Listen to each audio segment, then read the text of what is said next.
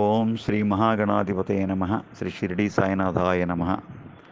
మాతృదేవో భవ, పితృదేవో భవ, ఆచార్యదేవో భవ. మనం ఏదైనా ఒక సిద్ధాంతి గారి దగ్గరికి వెళ్ళగానే మొట్టమొదట ఏ దశ జరుగుతోంది, ఏ అంతర్దశ జరుగుతోంది అనేటువంటిది చూస్తారు. అలాగే గోచార రీత్యా ఎట్లా ఉందనేది చూస్తారు. ఇంచుమించుగా చాలా వరకు అతనికి ఫలితాలు చెప్పేయచ్చు ఇది చూసి. అయితే మొట్టమొదట మనం పుట్టినప్పుడు ఏ దశలో పుట్టాము అనేటువంటిది ఒకటి చాలా ఇంపార్టెంట్.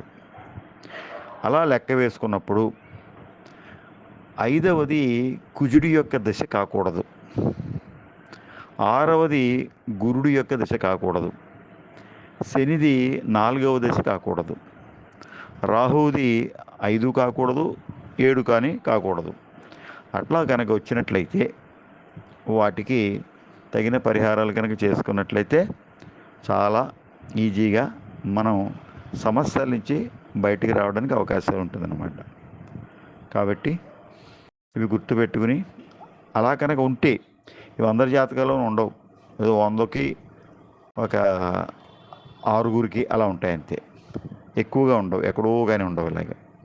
అయితే అలా వచ్చినప్పుడు మాత్రం వాళ్ళు సిద్ధాంతులు చెప్తారు మీకు రాహు 7వ దశ అయింది, శని 4 అయింది, ఇలా చెప్తే ఆ సమయంలో ఆ దశలలో పరిహారాలు కనుక చేసుకున్నట్లయితే చాలా ఈజీగా మనం సమస్యల నుంచి బయటపడవచ్చు.